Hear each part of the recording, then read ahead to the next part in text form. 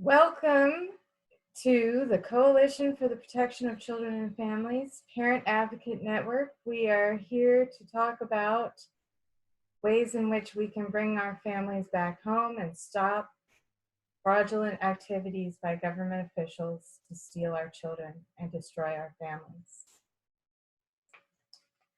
This is Misty, and I'm Lyra, and we're here tonight. We're looking forward to speaking with parent advocates all over, and we hope that you will join us. And we would like to share a empowering meditation with everyone.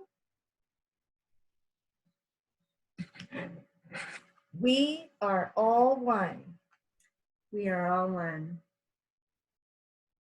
Go ahead. When one is harmed, all are harmed. When one is harmed, all are harmed. When one is helped, all are helped. When one is helped, all are helped. And therefore, in the name of who I am, And therefore, in the name of who I am, and I am one with all that is, and I am one with all that is, I ask for only that I ask for only that which is in the highest good of all concerned happen. which is in the highest good of all concerned happen. And I give thanks that this is done. And I give thanks that this is done. So be it, and so it is. So be it, and so it is. Using somebody else's portal to get in, because these Zoom meetings cost money. So we have a partnership with Source Network that is helping assist us in being able to have longer meetings so that we can have real serious discussions about ways to help parents and families stay together and bring children back home from the terrible fraudulent practices and tyranny of CPS. And so I really appreciate that you taken the time to come here tonight and share your experiences with us. So please. Here, let me unmute you. I can unmute you. Hi. Hello? Hi, Hi, Jim. How are you, Jim? Hi. I'm good. How are y'all? We're good. We're good. I just was trying to share this and see if we could get some more people on this call, but thank you so much for joining us. I don't know if you and I have met. I'm Misty. And I'm Lyra. Hi, Misty. Hi, thank you. So who are you? I'm Jim Funk. I'm a retired caseworker with CPS, and Angie suggested I attend, and Lyra suggested I attend to see if I could help in any way. Wow, thank you. Thank you so much. We really appreciate you joining us today, and would love to hear what your experience is and why you're here and have left CPS and have come to support families in this crisis that we are experiencing. Well, I left CPS. I retired from CPS, and the same reason I'm here is the same reason I was at CPS, was to help families and help children. A lot of times I understand the ins and outs of CPS fairly well. I was there for 24 years. And, you know, they were not real happy about the way I did things there. I'm sure they're happy I'm gone. But I advocated families and advocated for children. And I want to continue to do that. Excellent, excellent. We need more ex-officers who are disenchanted with the department's practices to come out and help parents and children and families. And we really appreciate your effort and attendance to this this very important work. Thank you. You're welcome. And how can I help? Well, have you seen Lyra's video? Has he seen? With the not Lyra's, I saw Angie's interviewed with the judge. Yeah, so do we need to message Angie?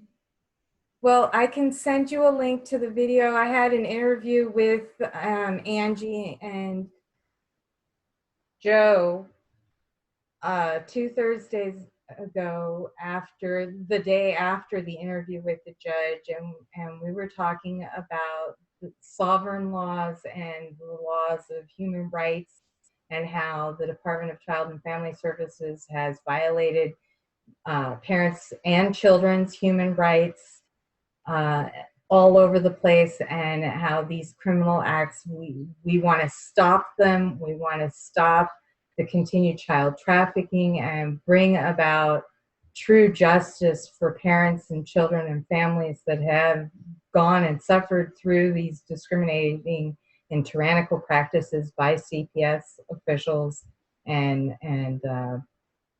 outsourced agencies. And we've been talking about the Human Rights Tribunal. And then, so yeah. Okay. Well, I'm texting Angie right now. She's lost in Never Neverland. She's trying to get in, but I guess she's not in yet. Well, so I gave her the new ID number. So the new ID number is 75. Yeah, I gave it to her. I got it. That's how I got in, but I gave it to her, but she's using it, but she's still having trouble. I don't know if you can reach out on your end and find her, but she's looking for you. Okay, so we have it's saying that it's having a problem changing.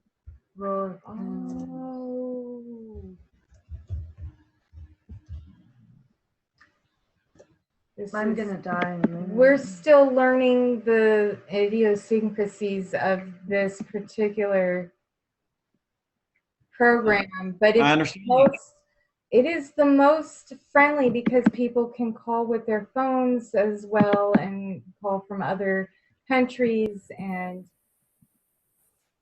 I'm trying to promote a person to panelists. And oh, and I think we got her. Is this All right. Is that her? No. Oh. Hi there. Who's that? Hold on, let me unmute you.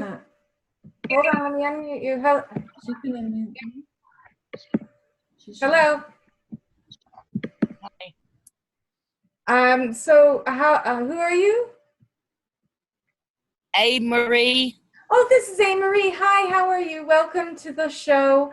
We apologize for the late start. We've been having some difficulties. They changed everything on us. So we're also trying to get Angie to get in on the call. This is Misty. I'm Lyra, and Jim has come online to talk about some of the ways that, and we're all here to talk about the ways in which we can stop the tyranny of CPS. So thank you for joining us. You're welcome. Well, I think that we ought to try and do research and find out how to bring a civil suit against the First Family Act bill, who allowed our constitutional, our human rights, and our civil rights to all be violated.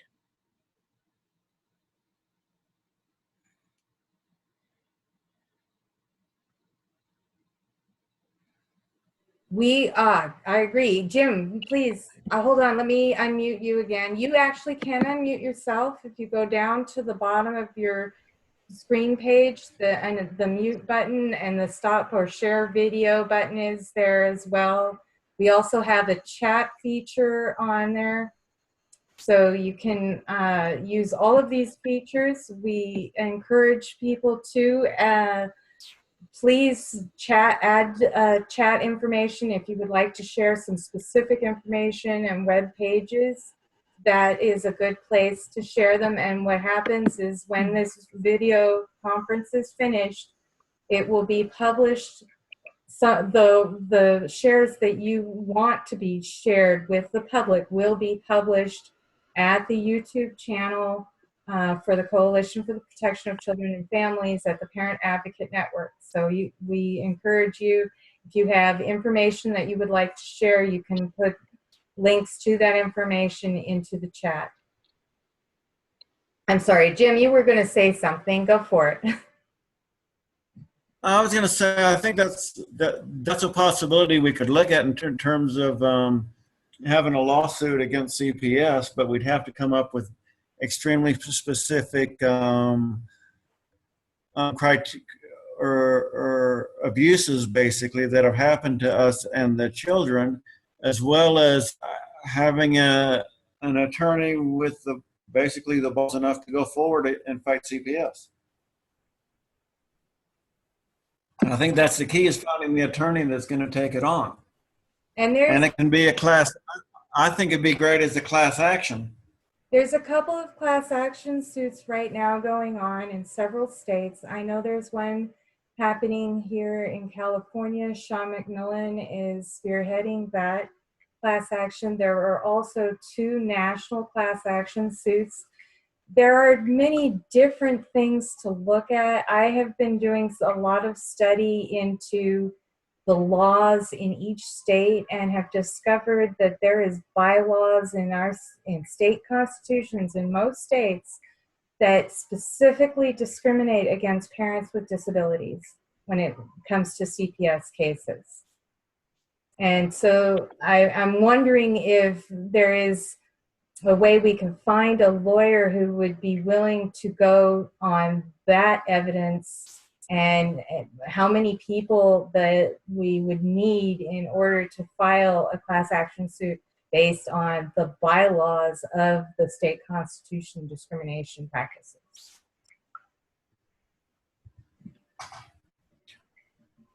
Okay, and since it's a class action, anybody who wants to can join those suits that has a case or feels they have a case.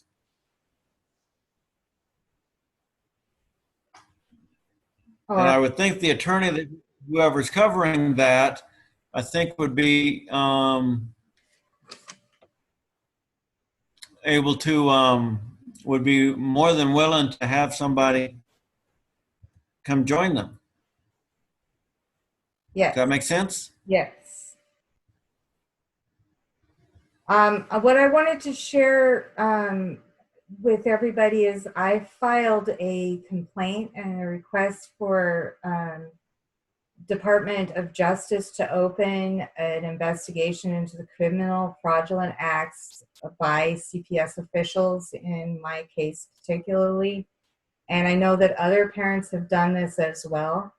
I also sent a copy of my request to the Department of Health and Human Services, to the Office of Civil Rights.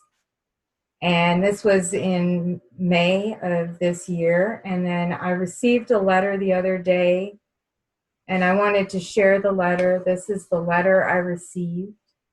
I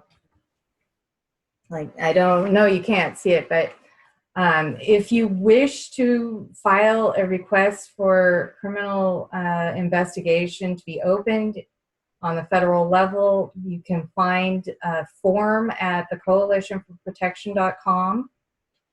So that's the coalition with the number 4, protection.com. And it's just a form, and it is suggested that you send copies and you make sure that you have it notarized, and so that it shows that you're doing your job. You're making sure that this is a legal document. and then send copies to every single person you think or department that you think would look at it.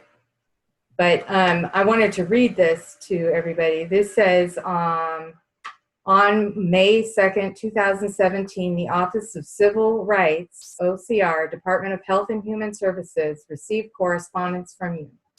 OCR enforces federal civil rights laws that prohibit discrimination in the delivery of health and human services because of race, color, national origin, disability, age, and under certain circumstances, sex and religion.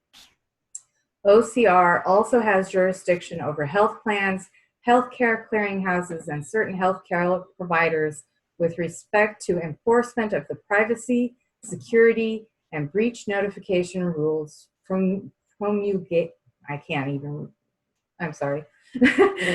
promulgated pursuant to the Health Insurance Portability and Accountability Act of 1996. Based upon review of your letter, we have determined that OCR does not have the authority to investigate your complaint because of our lack of jurisdiction regarding the matter. Please be aware that OCR does not have legal authority to reverse court-ordered decisions, including those pertaining to adoption or custody matters, nor other over allegations of criminal fraud. Therefore, we are closing your complaint. Under the Freedom of Information Act, we may be required to release this letter and other information about this case upon request by the public. In the event OCR receives such a request, we will make every effort, as permitted by law, to protect information that identifies individuals or that, if released, could constitute a clearly unwarranted invasion of personal privacy.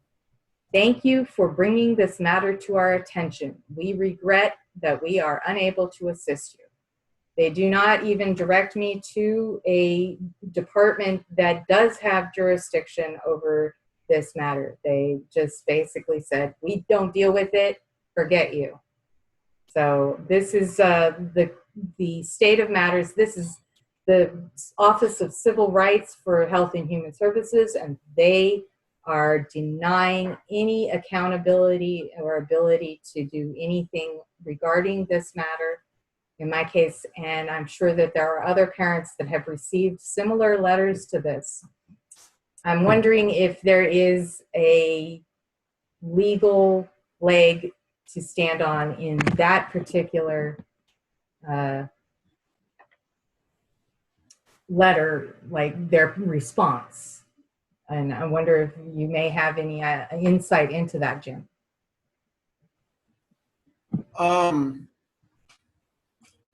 No, not really. I'm surprised they cut you off without even an investigation or a look into it.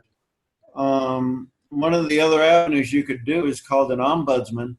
And you can look that up. It's a government watchdog agency. Yes, and they could. They have said to me and to other parents that they will only investigate if the case is still open, if the parent's case is still open. They will investigate for the parent. But if the child's case is still open, only if there's like clear evidence, clear and convincing evidence, will they investigate into it. And it's just in foster situations where the child is in foster care. And that's what right. Okay. So what would a parent do, if their case has been closed already and they're past the appeal process and they've lost their parental rights, termination of parental rights, and they're still trying to fight for their right to be a parent, and they have the evidence, where do they go?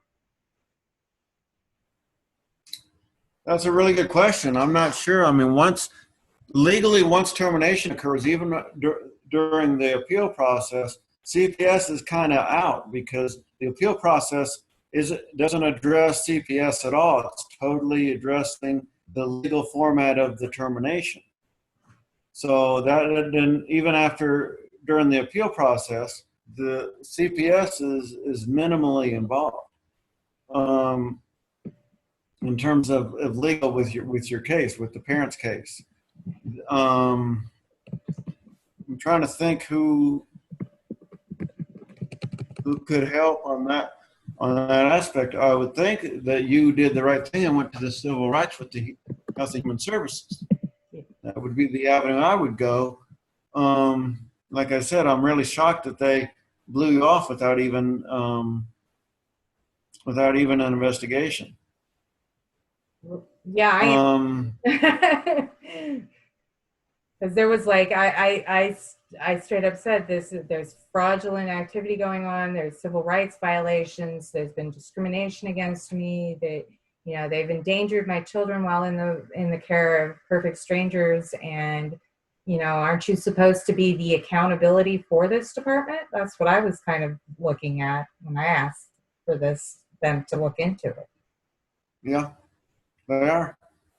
It seemed to me it's just saying we don't investigate our own. You need to get somebody else to investigate it, and then we will take the results of the investigation. Maybe that's what their role is to enforce the policies, but as far as determining whether that happened within their own department, they're not going to say. That's not what they do. So it is supposed to be what they do. The public, I think what it is we were given clues in this letter that the public can investigate it. If they ask, they can release this letter and information to the public upon request.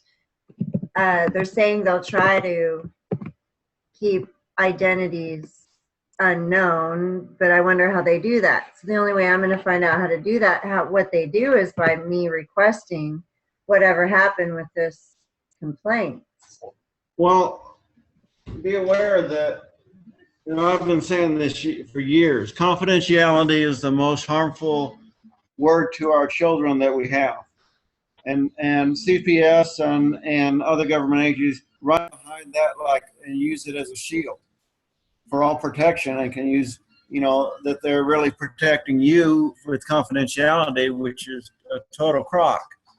Mm. So. Well, then, so by them saying they that, learned 24 years in terms of confidentiality breaches. So then by them saying that Steve. they are going to make every effort to protect information and the identities of individuals, that could even mean their own workers that are possibly in collusion and with fraudulent. They definitely can, but I doubt it. They're more talking about your children, I would suspect. Okay. All right. And the confidentiality of them. We have another panelist that has joined us now, and I would like to welcome Steve onto the show. Thank you for joining us tonight. Would you like to introduce yourself, Steve?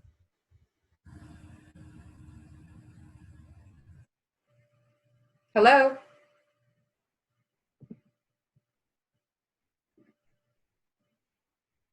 All right. Well, You don't have to. You don't have to. Yeah, we're happy to see you here. Thank you. Yeah, definitely. You can unmute him. If you do want to, you can just unmute yourself. I did unmute. It says he's not. See? Oh. See, he's still. Oh, it says unmute. It says mute. It's not muted. It's not muted. I know. So, but if we're gonna, anyway, you're unmuted now. Hi. Say We're here to say hi and thank you for joining us. And we have some people now. Do we want to share the video now? I think it'd be a good time to show the video. It's a good way to show you guys what what's going on here and This is what's what at the we heart. do. You know what we've been doing. Right there, That big one. yeah, Okay. that one. See there. All right. Well, but I And can't is it do full it screen? now. It won't So let go me. click it again. Okay. And then when you go to share screen, can you go back to it and make it big? I'm a bit disabled with computers sometimes, so I do apologize. Share Any screen, confusion share here, but this one. is. Oh, I see. Can you? I don't know. Can I? No, Oh, I know how I to know do how it. I do I know it. how No, I I do did it. it. I did it. I did it. You did it? I did it. She did it. Yay!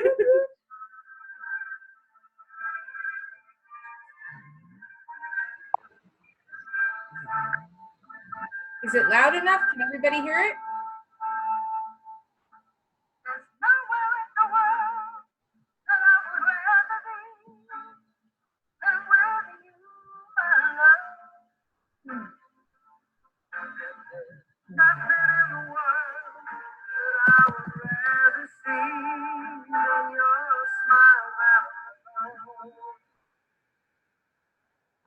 We, the people, are mothers, we are fathers, we are brothers, we are sisters, we are grandfathers, we are grandmothers, we are aunts, we are uncles, we are cousins, and most importantly, we are members of a family. Everywhere, parents are being denied and losing more civil and parental rights every day. Many of us are being erased, and our children are becoming scared, traumatized, mentally ill, raped, incarcerated, drugged, marginalized, violated, homeless, and even killed every day while in the legal custody of employees of the Department of Children and Family Services, CPS. Local, state, and federal officials and departments across America are aiding in the destruction of families based on very little to no reason and discriminatory discretion. And the horror doesn't stop there. Of the more than 500,000 children currently in foster care, studies show that only 5% of those children were removed due to a legitimate concern for their safety.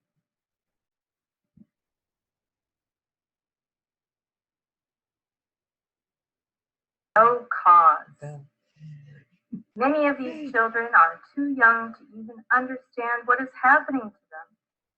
They are forced to live with complete strangers without the ability to object, losing their own right to choose, while parents are mandated to comply with unreasonable and discriminatory reunification services. These services offer little to no help and actually can be damaging. Parents are coerced and tortured, only being allowed limited contact with their children. This is cruel and unusual punishment with an outcome which hurts everyone. There is no moral or ethical grounds for these actions. We are joining forces to build a united campaign to end these tragedies once and for all and bring our children home. We are asking for your help to stop the subsidized child trafficking, misappropriation of funds, and the fraudulent acts committed by government employees across the country. Help bring our children home. Please join us today and help end these crimes against humanity. United, we stand.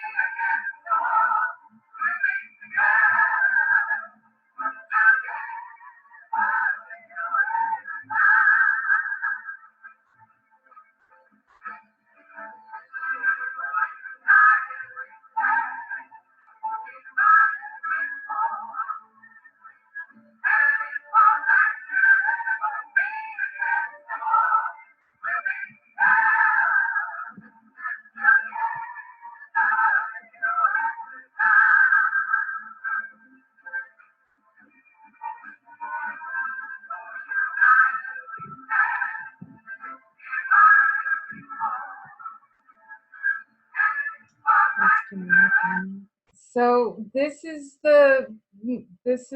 what we've been working on for months now, and wanted to share with all of you because we're talking about bringing people together. So wait a minute, what's going on here? What'd you do? Sorry, everybody. What's Here I it go. doing? Here I go Hit that again. one. Hit this one. Okay, sorry about Exit that. full screen over there. Go back to. Okay. Now we're in YouTube. Hey. Okay, so here we are. Hi. Hi, everybody. I am hoping that you all. Hey, Steve, what's going on? You say, is that you saying you have a reduced speed on your internet? Oh, What is that? And who's in attendees? Is that? Okay, so we have another No, I don't know. person I just. Oh, we can't hear joining. you. Oh, you have a headset. The headset isn't working. Maybe when you called in, there's a little thing that says, do you want to use our audio or no? And maybe did you check one of those boxes? Can't hear you. Sorry, that's okay. Okay. We're waiting. Now we're in charades. That's good. Gotta have a little fun. And then we have a new We have somebody else just joining panelist joining us. We'd like to welcome Salo. Radio check, test. Testing. We can hear you now. All right, my name is Steve Ball. I'm with Restoring Families Internet Radio, and I'm the curator of Custody Wars. And clearly, this is my first time on this platform, and I got the invite, so I thought I'd come over here and check you guys out and see what we're all doing. Sounds to me like we're all on the same platform, and sounds like we're all trying to go the same direction, and that could be amazing. I spend a lot of time as a parental advocate for both males and females. I work against CPS. I'm an ex-corrections officer at the Benton County Juvenile Justice Center here in Washington State, and I've seen the light, so to speak. I'm an alienated father. My oldest child turned 18 in April of this year, and all I can say is it ain't my fault. I fought the good fight, but I couldn't win Pierce County. Now, it seems to me on my end that your guys' audio is muffled, so I'll shut up and let you guys talk. No. It's not our audio that's muffled. I probably forgot to mute myself. We can hear Oh, you. you were there. You go. We can hear you just fine. If I understand the video that I just watched, it sounds like it's pretty close to what myself and many other Americans and abroad are facing with parental alienation, whether it be male or female. I think, on a five-pronged platform, if I will, I think we are making some headway. We have to make headway in our judiciary. We have to make headway in our legislative system. We have to make headway in our education system. And we also have to make headway in society's view. Well, let me give you an example of what I mean. I know I'm speaking to an audience that is multifaceted, and I realize that, and I respect that audience. But look, we celebrated this actor, this great work, this actor. Look at this movie, Mrs. Doubtfire. Mrs. Doubtfire was laughed at and not truly understood when it was happening. Mrs. Doubtfire came out over 20 years ago and gave audiences a laugh, in many countries. Oh, who's this guy who wants to be a dad and dresses up as a woman? Well, guess what? That's the tip of the iceberg. Robin Williams, showed us something that we as a society missed. And we had an opportunity to exploit that movie, and we didn't. We failed. But here we are now with new opportunities to exploit ourselves and our pain that we're all facing today. And we got to do that very much like Martin Luther King Jr. We have to do it on a united front, facing multiple facets. Look at this movement, if you will. The end result is the diamond. The diamond is our children. If I held a diamond right here in the sunlight, it would cast many rainbows. Each one of those rainbows is just as true and correct to the diamond as the next one. It still represents all the colors. It doesn't matter if you're in Florida or Texas or Washington or California or Montana or Ohio or Maine or any state in between. The issues that different states face, they're different. That's why we have all these different groups. But the end result is the same. The unification of our families. So we need to stay the course, work together, try our best, try to understand each other. And somebody's screen sharing.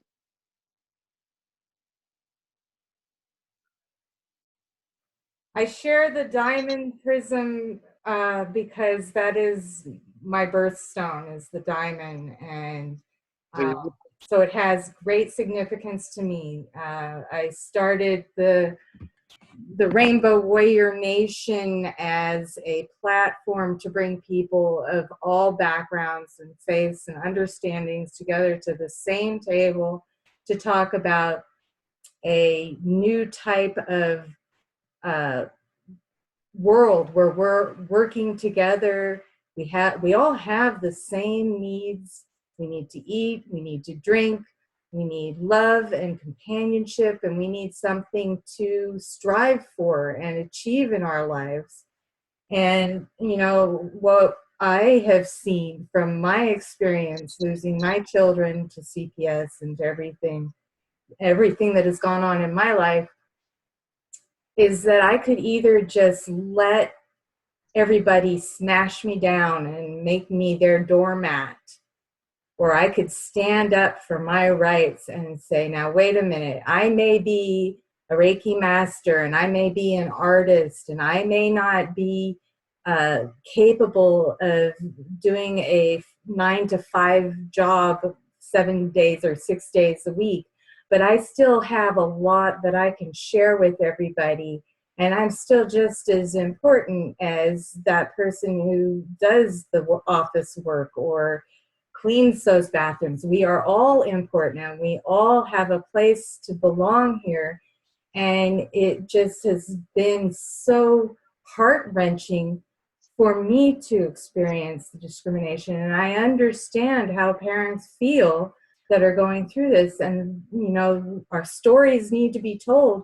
But more than that, we need to stop this from continuing to happen to people of all faiths and religions and ideations and abilities, because it's destroying our humanity.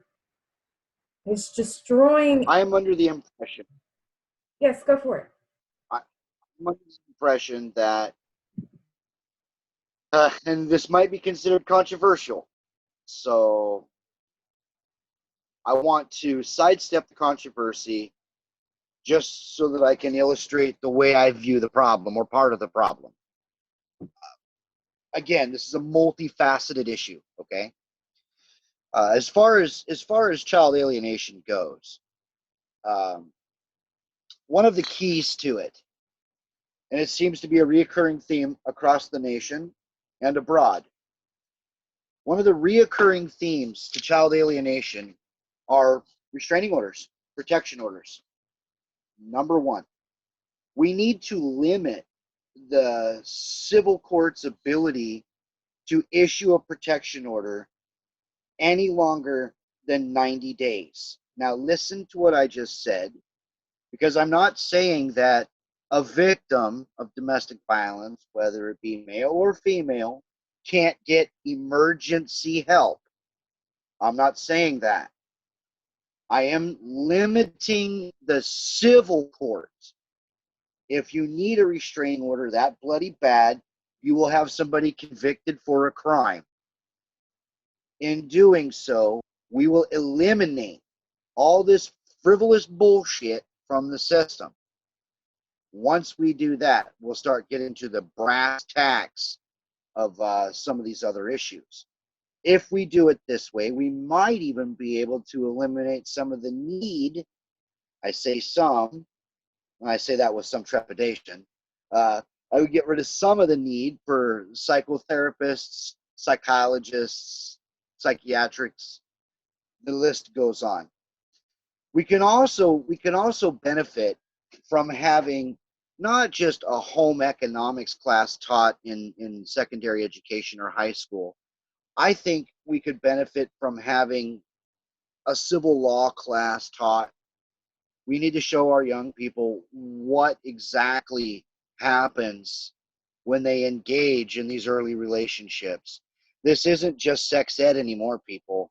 This is real life. Now, I tell you, I've been paying child support since before I got a diploma. Okay? I've been paying child support. I had a child support order in my hand before my senior year. Yeah, it happens.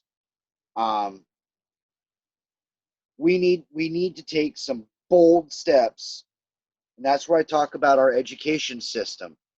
It needs to come to the table in a big way. And yeah, that's going to step on a lot of parental toes, and some educators aren't going to be happy. But who's to say we can't have community members lead that type of education? And it doesn't have to be anything lengthy, maybe 2 weeks, like a DARE officer or a gang resistance education training officer from the police department. There are little things that we can do that we already have the money for in the status quo that will affect change for the future generation, and they will affect they could start affecting change today. Furthermore, to address this on a congressional level, because of Title 4D, because of the way that child support is set up, namely against men, now in the last 5 or 10 years to include more and more women. However, 80% of the problem is male-based, and that's a fact. There's no getting around it. That being said, the way that they hurt women is just as drastic and just as impacting as it would be on any male or in the family household or the unit itself. When women are emotionally destroyed, when women are physically destroyed, and now you've got a judge victimizing a victim all over again, this shit has got to stop. We need to send a strong message to our judiciary and tell them to start doing their bloody jobs. We have paid them long enough. It's time to get the work that we as a society demand and require from our judiciary. Our congressional leaders have dropped the ball completely on family law reform since roughly 1994. Now, with respect to people like Dianna Feinstein, with respect to people like John Kerry down here, we have not seen enough. We've seen case after case after case, family after family after family after family destroyed to the point where there's no recognizing your grandchildren. There's no recognizing your family line. It has been obliterated. And I blame Title IV of the Social Security Act solely for it. Therefore, I'm not a huge fan of the Democratic Party. I understand Democratic values. I cannot stand behind a party that destroyed American families, and they did it on purpose. I'll take my shut up.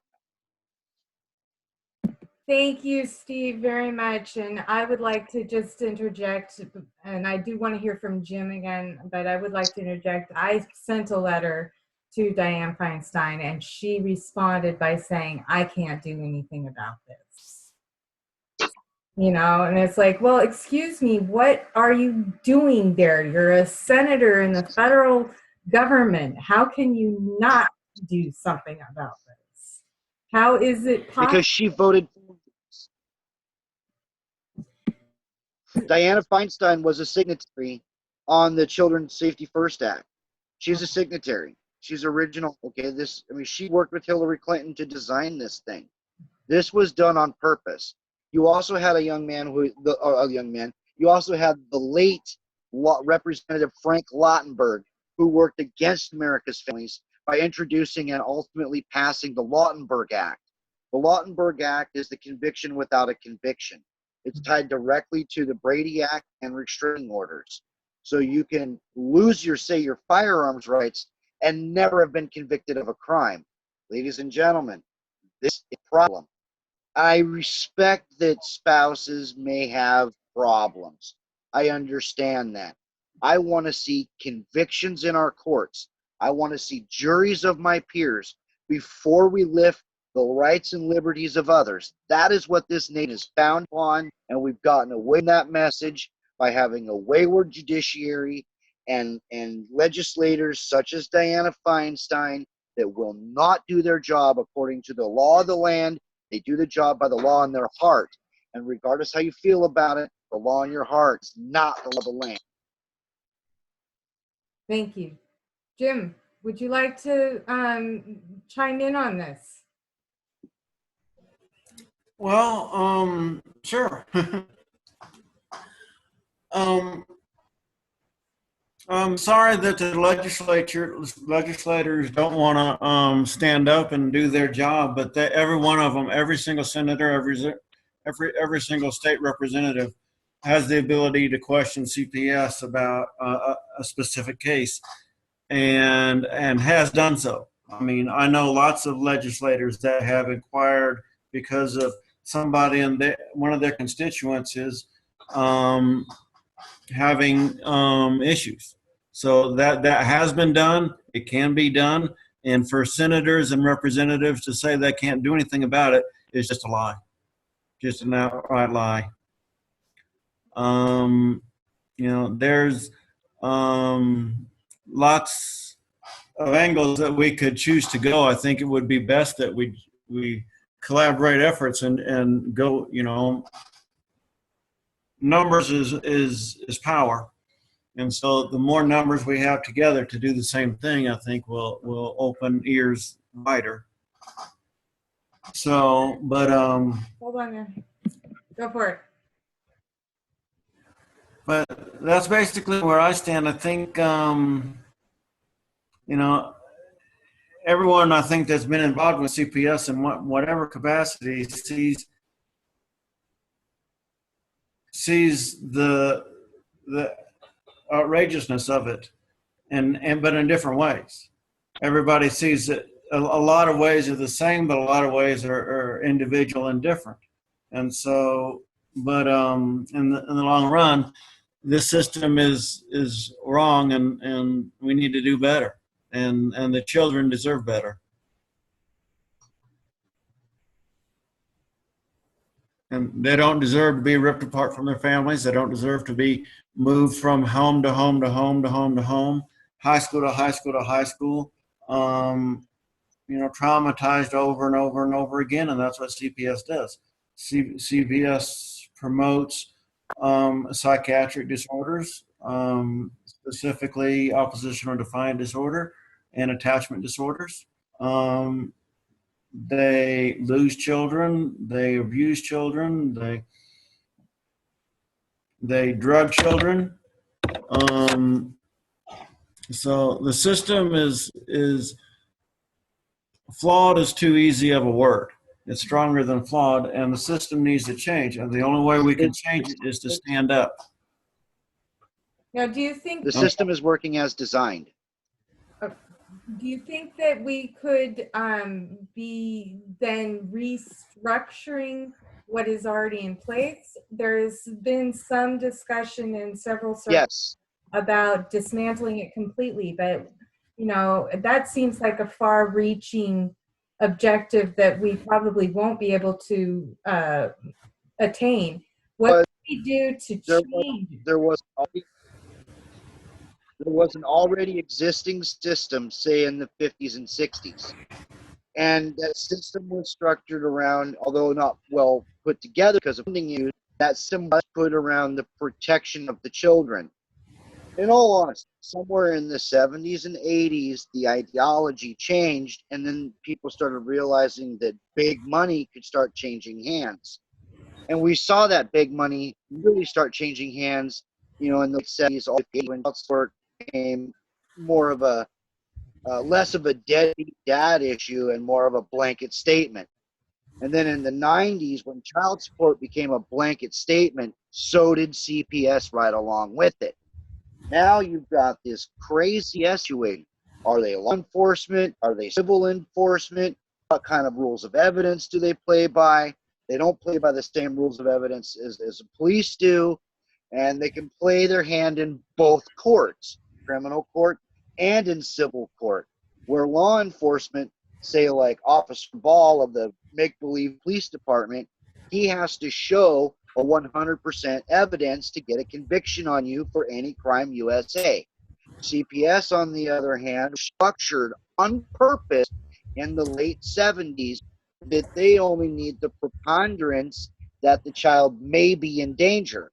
Later down the road, everybody accepted this as the best interest of the child clause, and now CPS rules the day.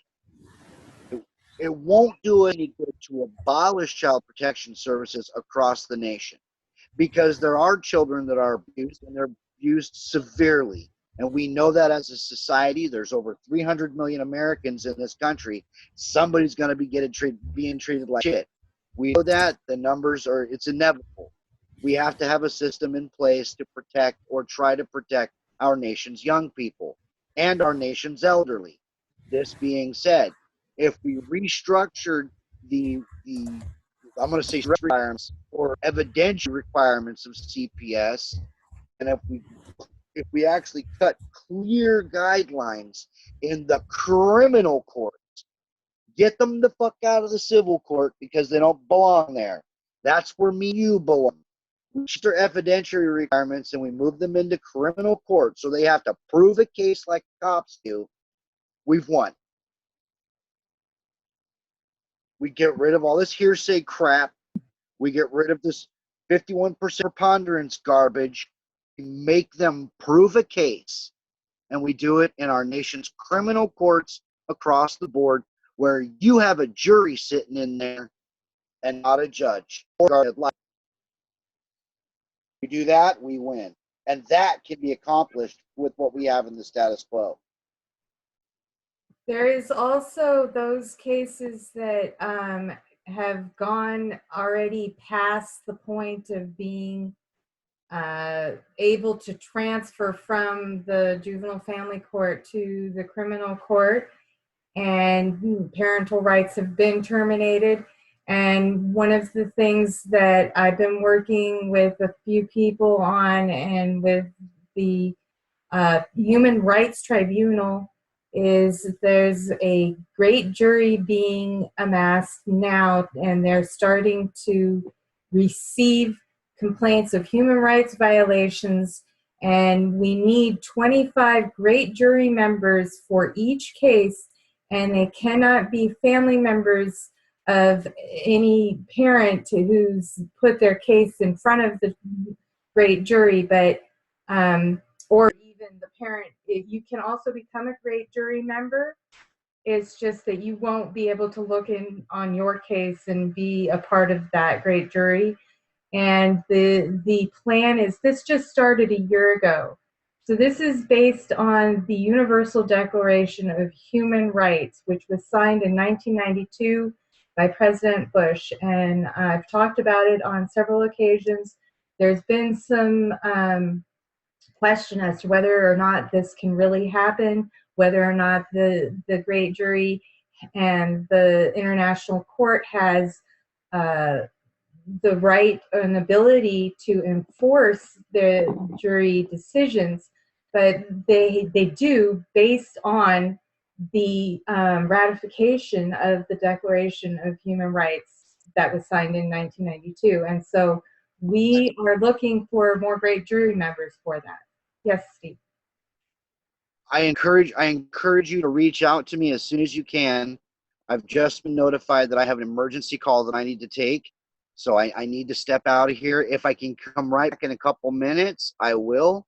I enjoyed my time here, and I enjoyed my opportunity to meet you guys and come and speak on this platform. And just give me a couple minutes. Let me check on this other. Go ahead. Do you want to give any contact information for you? I think, are we already friends? My name is Steve Ball. You can find me with Custody Wars or Restoring Families Internet Radio on Facebook or Blog Talk there. I'm not a hard one to find. Thank you very much, Steve. Thank you, Appreciate Steve. you so much. And you can come right back. We're going to be here still for a bit longer. So. It just just jumped on here and said that there's something going on, and I do a lot of advocacy work, so I just want to sure that you know I can take the call if I can. Okay. So let me attempt to jump out of here. I've never been on this platform before. Thank you so Oh, real quick, is this going to be broadcast? Is it broadcasting on Facebook or YouTube right now, Yes. or is it just in this particular platform? It is broadcasting live on the Parent Advocate Network only. So on Facebook Okay, all right. Advocate Network, you can just go to the Facebook Parent Advocate Network chat, which you participate in, and you can get right back in. Okay? All right. Thank you so much. Thank you for joining us Thank you. today. I'll be right back. I hope my comments accepted, and I hope my presentation is positive. Absolutely. Thank you. And we have another panelist who has come in. Before we introduce the other panelists, Jim, was there anything else you would like to comment on? Hold on, let me unmute you. I disagree with a few things Steve said. CPS is 100% civil. They're not criminal in any way. If anything that criminal occurs, they have to pass it off to the police department. So they are, and they have to basically come to a 51% preponderance instead of a 99% proof. That is true, but they're strictly civil. Anything they have to hand off to the police or probation for anything criminal.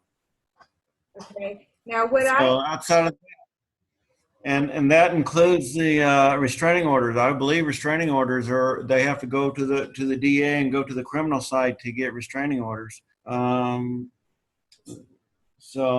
it's not a civil situation. There's a strict separation between criminal and civil, and CPS. I don't believe goes back and forth in terms of that. It stays on the civil side. Now, what I have heard and what I have experienced is that they consider abuse and neglect of children criminal, but they are charging parents with abuse and neglect in the juvenile court and CPS family court cases. And that those are criminal acts, though. So how? There are, but see, like Steve said, the preponderance is different. So in civil, you only have to prove 51% chance that it happened. You can do that a lot easier than you can prove it 99%, which is what the level is in criminal. But so you may have. So if they're accusing you of a criminal act, how can they do that in a family court? Well, because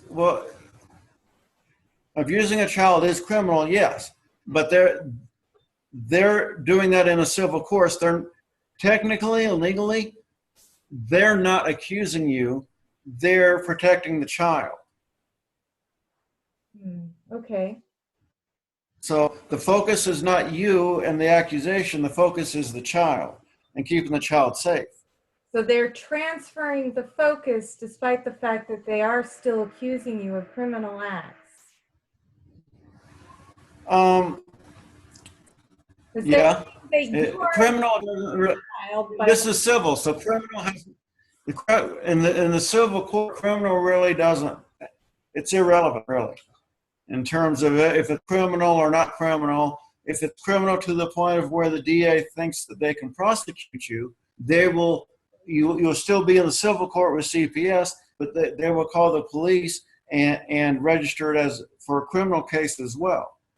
So you could be tried 2 cases for child abuse, one civilly and one criminally. Criminally can punish you, where civilly, technically it's not considered punishment. Technically, taking your child away from you is not considered punishment. It's considered protecting the child.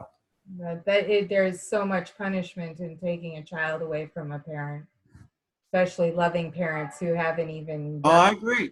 Accused of. I totally agree with you, but again, I'm speaking legal terms. Okay. In terms of legal terms, civilly they're not focused on they're focused on the child, and so they're not focused on punishing you. If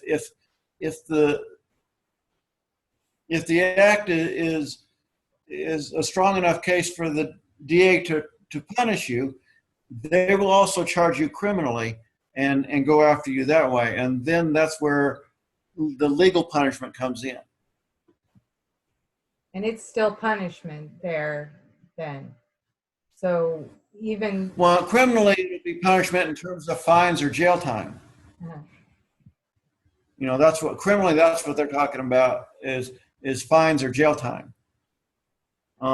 Civilly, you know, we're not looking technically in terms of legally. I understand. I totally agree with you. Taking your child away is probably the biggest punishment you could possibly have. And it's tremendously ironic that they don't even view it as a punishment, that it's viewed as protecting the child.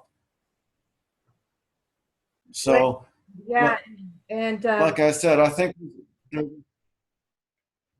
would you say when you were involved with CPS that you saw more well-adjusted children go through the services than troublesome and ill children?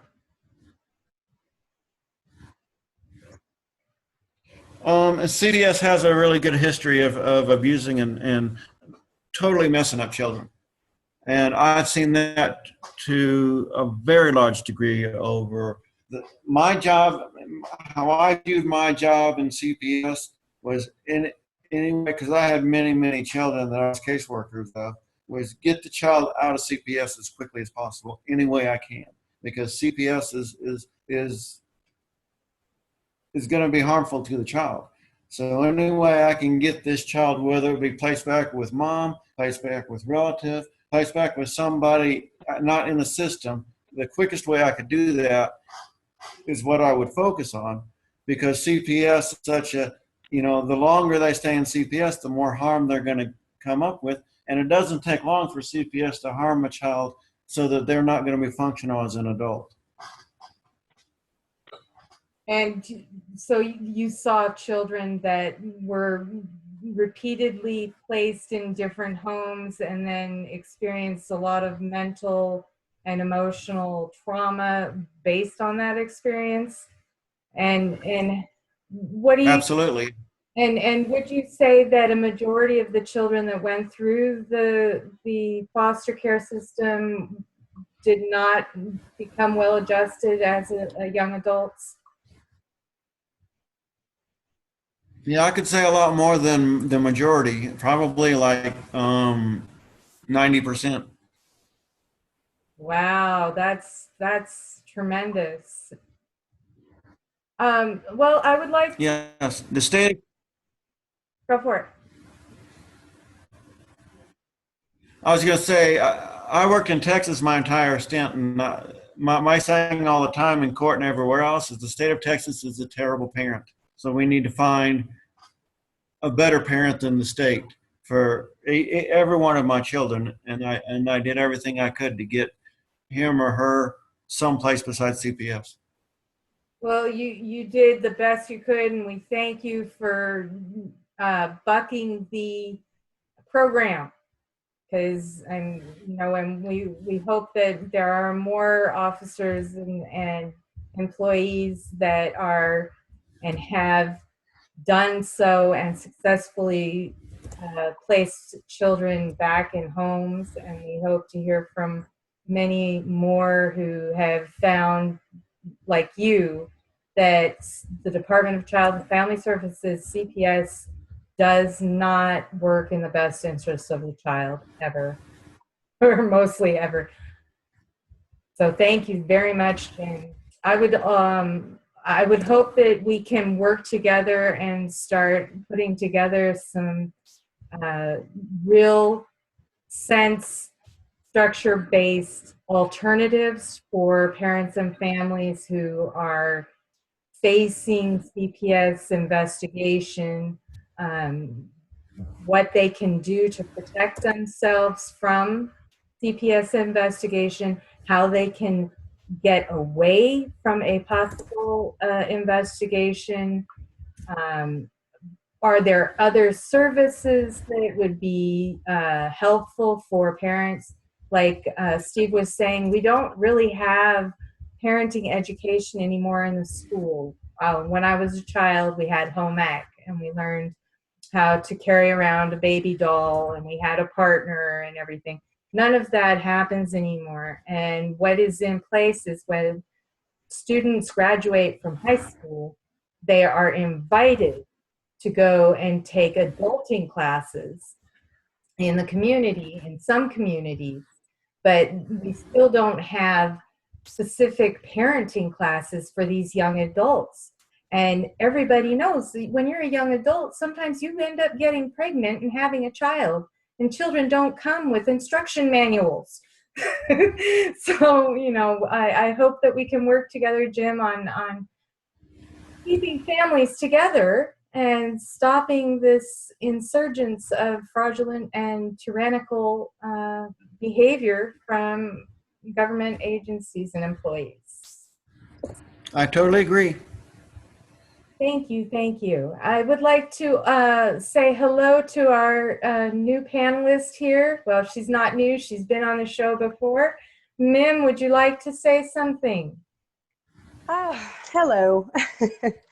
I am battling water bugs. You know, it's been raining here in Louisiana, and when it rains, we get these big, huge cockroaches, and everybody knows them as water bugs. So I'm actually battling a couple of water bugs right now while I'm listening to you guys.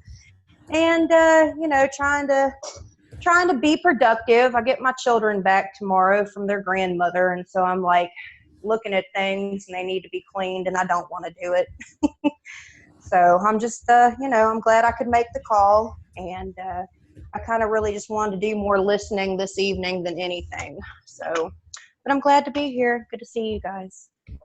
Thank you for joining us, Mim. And just to be clear, Mim has several children she takes care of, and she was able to keep from being involved with the Department of Child and Family Services. And she shared a little bit of her story last Saturday regarding how she was able to recognize what dangers might possibly arise and place her children with family.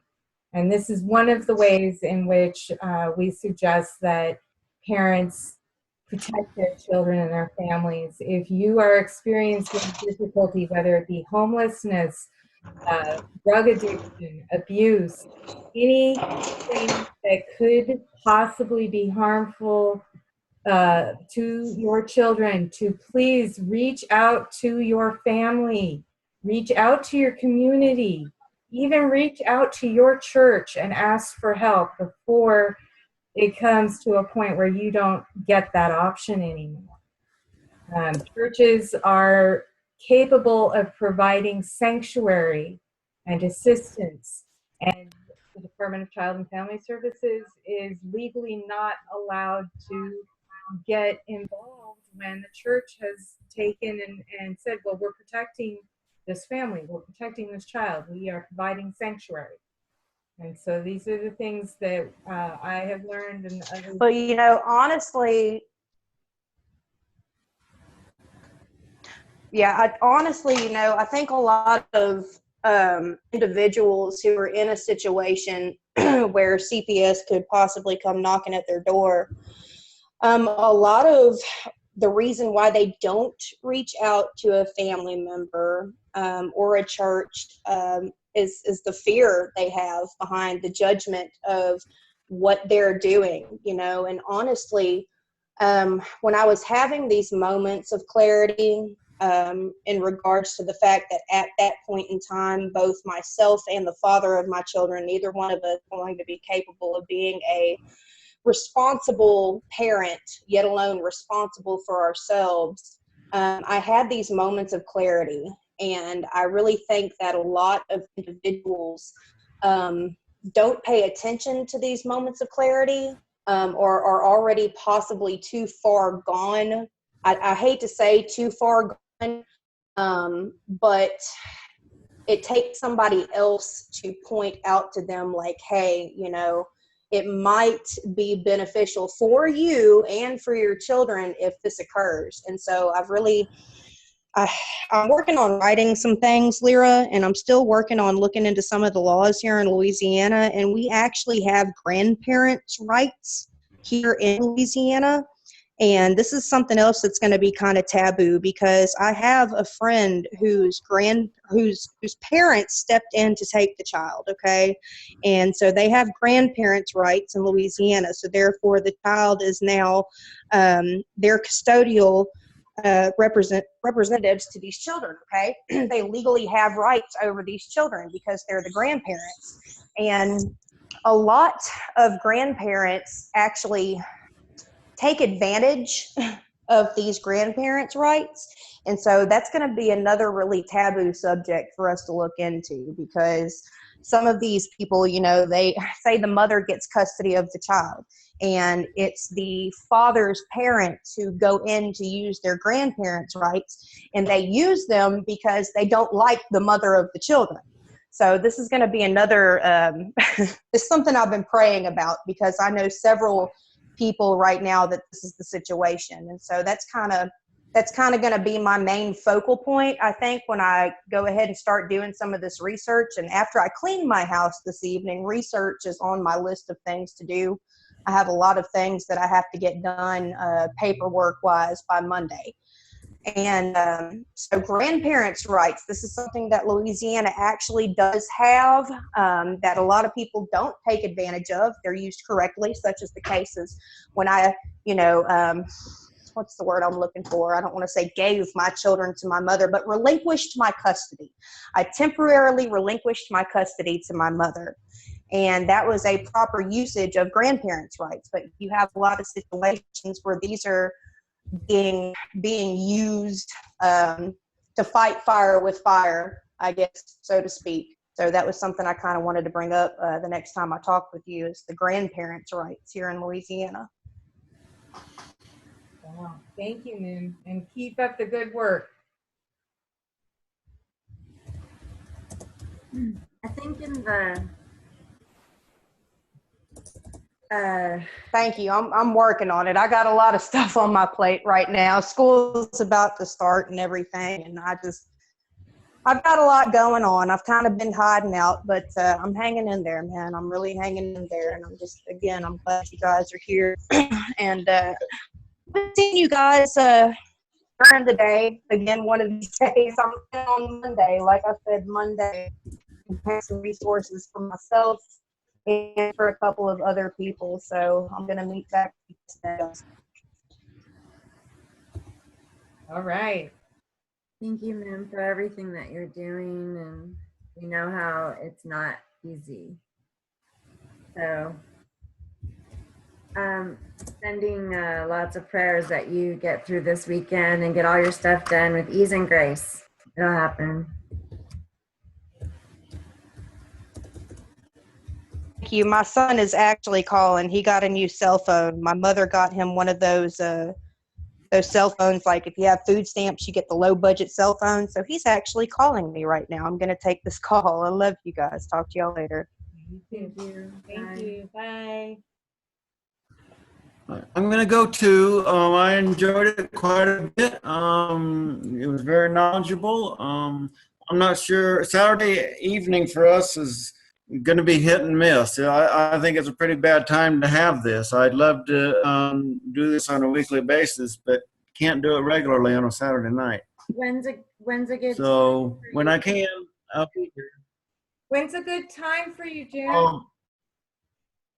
Probably anytime during the week, Monday to probably Tuesday, Wednesday, at this probably time? Tuesday or Wednesday, probably best. Is this time still good for you? Yeah, I think that's a good time because we want people to that work to get off of work and be able to attend. So I think the time is a good time. Yeah, I think maybe like Tuesday or Wednesday will be a lot better. Jim, do you want to give your contact information again before you go at all? Sure. If anyone has any current problems, I don't know how much I can help after termination of rights. because like I said, CPS doesn't even have to contact you or isn't really involved with you at all. But if anyone has a case prior to termination that they think they need help with, I can help with. I've been in all aspects of the system, so I can. We I have, should be able to help. yeah. And my email address is thmprsa21@yahoo.com. And did you receive my invitation to talk.to for our online parent advocate program at the Coalition for the Protection of Children and Families? I don't believe so. Okay, I will send that to you again. What that program is set up to offer parents who come to the site is the ability to talk one-on-one with a parent advocate when they are on the site, so that they, can go right to the site, and there's a little button in the bottom right-hand corner that says online, and they click on that online button. And I believe that I need to go back and offer a tutorial for people to make sure that everyone knows how to sign in. I have tried to make it easy for people to sign in to your parent advocate login on this. It's a private server, so it's a private communication network. There's no public information that will be available to anybody. And this is one of the issues that we have with Facebook and all of these other social media sites, is that anybody can look at your posts. And there are trolls and CPS officials that are going and taking your information and then placing gag orders on you, so you can't talk about your case and your situation, when all you're doing is trying to reach out and ask for assistance. And so this is why we set up this private network. And I hope more people can participate with it. We would like to be able to share and assist parents individually and privately, because there's a lot of private information out there right now. So I will send you another link for that as well. Okay, sounds good. And I really appreciate you joining us tonight, and we're looking for volunteers and people to participate in the Parent Advocate Network, and we're here to help. That's what we all want to do here, and I really appreciate you joining the team, Jim. Really do. Thank you. I appreciate y'all too. You guys are doing a great job, and let's keep moving forward. And I expect to be a volunteer with the parent advocacy group. Thank you so much. So send me that link. I'm not gonna look at it tonight. Probably Monday I'll look at it. I will be sure to send you that link again. And do you have a Facebook account? Yes. All right. So what is your Facebook account identification, so that I can put you in the parent advocate group there? I'd rather converse on that through emails. Okay. But So you can just converse with me on email through that. I'm that particular no, it's okay. I mean, if you don't want to, it's just a group where we share information with other parent advocates, so that everybody can have a sharing of information, that we all have the same understanding of what our rights are and what parent advocates can do. But if you don't, Okay, so it's just the advocates, it's not the parents? right. Okay. You can, I'm on Facebook right now. Do you want me to Type in look for? Parent Advocate Network. That's all you need to do, is the Parent Advocate Network. And that's a private or closed group, so people cannot just come and browse through and look at the members of the group.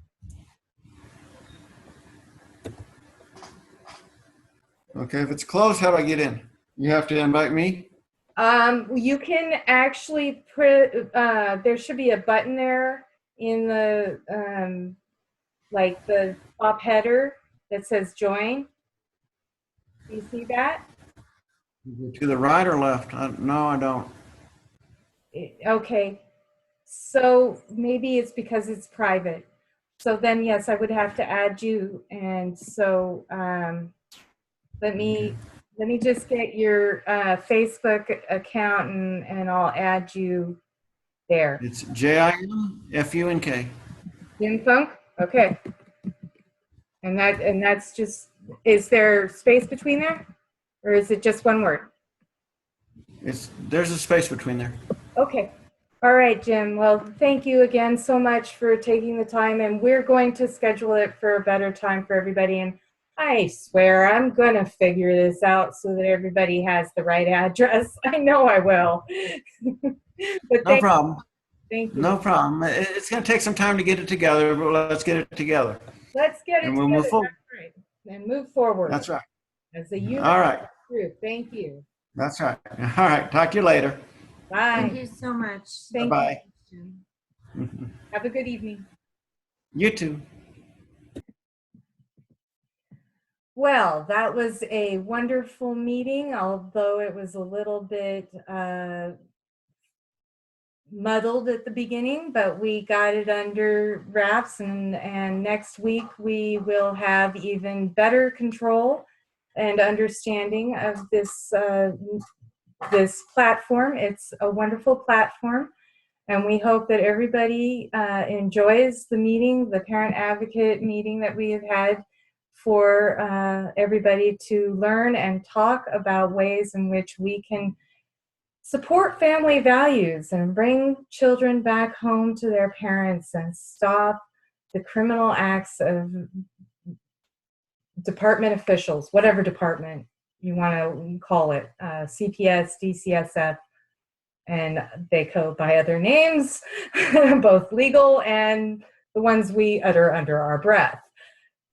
So we ask that if you have not already joined the Coalition for the Protection of Children and Families, that you please come join us and join in the discussions we're having here. We are here to help. We are here to find the solutions. Lots of people out there are in distress and experiencing trauma, and we want this to stop, and we want families to be whole again. And it requires all of us working together to do that. So also you can visit us at Coalition 4, that's the number 4, protection.com, and view the information that is there on the website. We are also working on the specifics for each state, like Mim was talking about working in her state of Louisiana as far as what laws there are for parental rights and grandparents and family. And so please keep checking back, and we are looking for volunteers to participate and assist with all different layers of the Coalition for the Protection of Children and Families, from web development to promotion to video editing to parent advocacy. And if all you feel you are able to do is offer a donation to assist us in our mission, please do not hesitate on clicking that donation button on the coalitionforprotection.com website. And any donation is welcome. We appreciate all of you, and we are here together, united. We shall overcome. Peace.